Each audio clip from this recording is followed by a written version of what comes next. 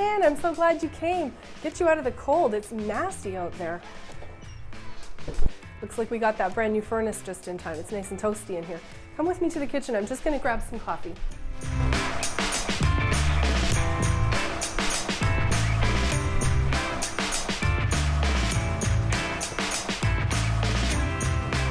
Days like this require a double shot.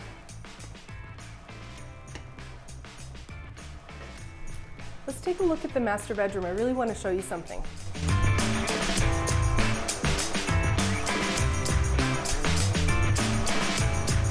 So these days, I like to stand here and think about how in just a few short weeks, there will be buds on the trees, and we're going to look out and it will be spring.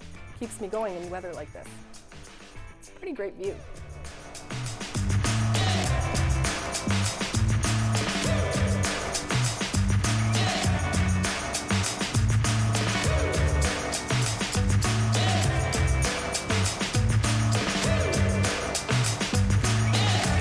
It's looking like this storm is not going anywhere for a little while yet. So Chase and I are just going to hang out here on the couch in this awesome rec room.